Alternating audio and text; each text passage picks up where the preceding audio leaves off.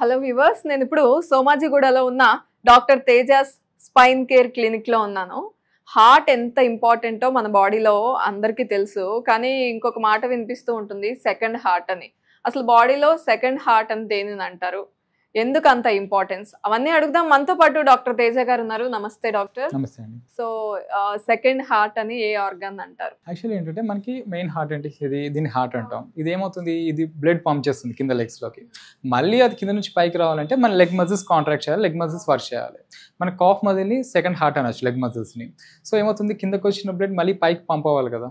So ఇక్కడ ఏమవుతుంది, ఈ సెకండ్ హార్ట్ మన లెగ్ మజిల్స్ సరిగా అంటే మనకి even leg movements leg exercises సరిగా లేకపోవడం వల్ల ఏమవుతుంది అంటే నవడేస్ లాంగ్ సిట్టింగ్ జాబ్స్ ఎక్కువ అండి, డెస్క్ టాప్ జాబ్స్ ఎక్కువ. చాలామంది ఏంటంటే లాంగ్ సిట్టింగ్ ప్రొఫెషన్స్ ఉంటాయి, వీళ్ళకి ఫిజికల్ యాక్టివిటీ ఉండదు, లెగ్ మూమెంట్స్ తక్కువ ఉంటాయి. వీళ్ళలో నవడేస్ కామన్గా ఏం చూస్తున్నామంటే ఒక క్లాట్ అనేది ఫామ్ అవుతుంది అనమాట. దాన్ని డివిటీ అంటాం, డీప్ వెయిన్ థ్రోంబోసిస్ అంటాం.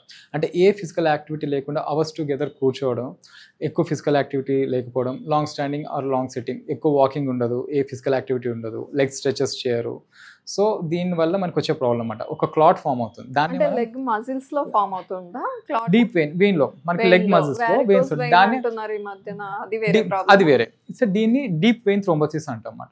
అక్కడ ఒక క్లాట్ అనేది ఫామ్ అవుతుంది. ఈ క్లాట్ అక్కడ ఉంటే పర్వాలేదు, కానీ ఈ క్లాట్ బ్రేక్ అయ్యి చాలా వరకు ఏంటంటే పైకి వచ్చేసే ఛాన్సెస్ ఉంటాయి. మన లంగ్స్లోకి వచ్చింది అనుకోండి, దాన్ని పల్మనరీ ఎంబోలిజం అంటాం అన్నమాట. It's a dangerous condition.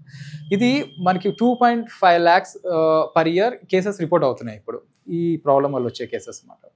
So అలానే మనకి దీనివల్ల ఏమవుతుంది, ఈ మజిల్స్ ఫంక్షన్ సరిగా లేకపోవడం వల్ల అదర్ ప్రాబ్లమ్స్ కూడా వచ్చే ఛాన్సెస్ ఉన్నాయి. మన లెగ్ మజిల్స్ వీక్ అవడం వల్ల ఇన్కోఆర్డినేషన్ కావచ్చు, ఇంబ్యాలెన్స్ కానీ, ఇవన్నీ మనకి చాలా వరకు వచ్చే ఛాన్సెస్ ఉన్నాయి. ఇది దేనివల్ల మనకి ల్యాక్ ఆఫ్ ఫిజికల్ యాక్టివిటీ అని చెప్పొచ్చు అనమాట. అందుకే మనం లెగ్ మజిల్స్ని సెకండ్ హార్ట్ అంటాం. మనకి మెయిన్ హార్ట్ బ్లడ్ పంప్ చేస్తే కింద నుంచి పైకి పంప్ చేయడానికి హెల్ప్ చేసే మజిల్స్ కాంట్రాక్ట్ అవ్వడానికి లెగ్ మజిల్సే కదా. సో ఎస్పెషల్లీ కాఫ్ మజిల్ని మనం సెకండ్ హార్ట్ అంటాం అన్నమాట. రెగ్యులర్గా యాంకిల్ మూవ్మెంట్స్ కానీ, ఈ లెగ్ స్ట్రెచెస్ కానీ, డైలీ ఫిజికల్ యాక్టివిటీ కానీ. ఇప్పుడు ఫర్ ఎగ్జాంపుల్ ఎక్కడ మనం ఎక్కువ లాంగ్ ట్రావెల్ చేస్తున్నాం, చాలా వరకు కూర్చోవాల్సి వచ్చింది, అట్లీస్ట్ లెగ్ స్ట్రెచెస్ చేయడం, మధ్యలో ఎవ్రీ అవర్కి ఒక 2 to 3 minutes వాక్ చేయడం, అండ్ యాంకిల్ మూవ్మెంట్స్ అంటాం, ఈ యాంకిల్ మూవ్మెంట్స్ చేయడం, ఇవన్నీ చాలా ఇంపార్టెంట్ అనమాట. సో ఎందుకంటే నవేడేస్ ఈ డీప్ వెయిన్ థ్రోంబోసిస్ అనేది చాలా కామన్ అయిపోయింది. అంటే డాక్టర్, అది మీరు క్లాట్ అనేది ఇలా బ్రేక్ అయిపోతుంది అప్పుడు ప్రాబ్లం అంటున్నారు కదా, ఆ బ్రేక్ అయినప్పుడు మనకి సిమ్టమ్స్ లెగ్ మీద ఏమైనా తెలుస్తాయా? సిమ్టమ్స్ అదే చెప్పాను కదా, మెయిన్ సిమ్టమ్ మనకి ఏంటంటే ఆ క్లాట్ అయ్యి మనకి ఈ లంగ్స్లోకి వచ్చే ఛాన్సెస్ ఉన్నాయి, పల్మనరీ ఎంబోలిజం అంట. అది డేంజరస్ కండిషన్. దానివల్ల సిమ్టమ్స్ తెలుస్తారు, పర్సన్స్ ఫెయింట్ అయ్యే ఛాన్సెస్ ఉంటాయి, అండ్ బ్రీతింగ్ డిఫికల్టీ ఉంటుంది, షార్ట్నెస్ ఆఫ్ బ్రెత్ ఉంటుంది.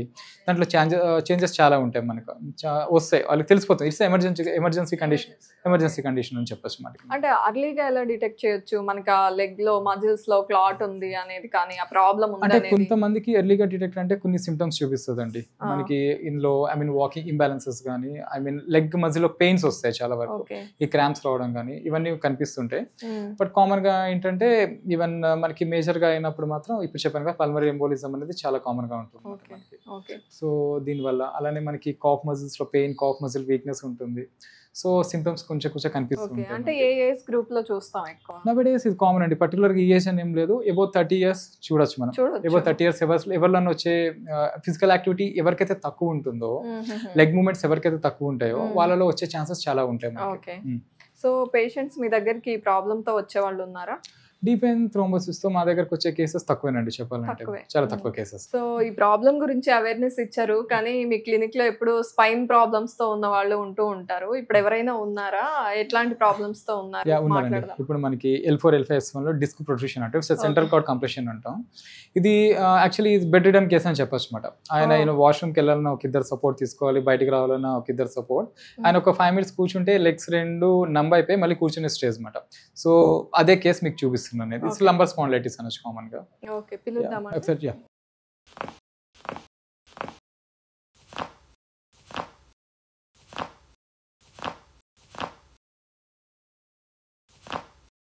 నమస్తే అండి.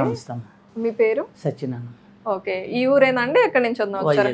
వైజాగ్ నుండి వచ్చారు ఈ ప్రాబ్లమ్ తో. ఏంటి అసలు మీకు ఏ ప్రాబ్లమ్స్ ఉన్నాయి? నడుము ప్రాబ్లం, నొప్పి. చాలా హాస్పిటల్కి తిరిగాను.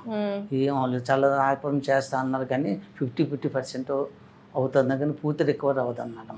ఇక్కడికి వచ్చిన తర్వాత 25 days రికవర్ అయ్యాను. అంటే తేజ గారి గురించి ఎవరైనా తేజ గారు చెప్పారా మా లేకపోతే ఫ్రెండ్ ఒకటి చెప్పారు, పలానా హైదరాబాద్ పలానా డాక్టర్ తేజ గారు ఉండేవారు, ఆయన దగ్గరికి వెళ్ళండి, వెళ్తే మీకు మీ ప్రాబ్లం సాల్వ్ చేస్తారు, చక్కగా మీకు ఇబ్బంది ఉండదు, ఆరోగ్యంలో ఇబ్బంది ఉండదు అని చెప్పారండి. ఇక్కడికి వచ్చి ట్రీట్మెంట్ తీసుకున్నాను, 25 రోజుల్లో రికవర్ అయింది. ఇంతకు ముందు అయితే మెట్లు లేకుండా బాత్రూమ్కి వెళ్ళాను, ఒక మనిషి సహాయం తీసుకుని వెళ్ళేవాడిని. ఇప్పుడు అదేం లేదండి, మీరు మీ ఓన్ గా మీ పనులు చేసుకోగలుగుతున్నారు, సొంత పనుగా చేసుకుని బాత్రూమ్కి వెళ్ళగలను, మెట్లు ఎక్కి దిగ్గలను చేయగలను.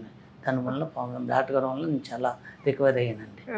అదే ఇంతకుముందు నడుము ఉంచితే ఇలా ఉంచి లేగలేకపోయింది, ఇప్పుడు ఆ ప్రాబ్లం ఏం లేదండి, అంతా బాగా ఉండేదండి.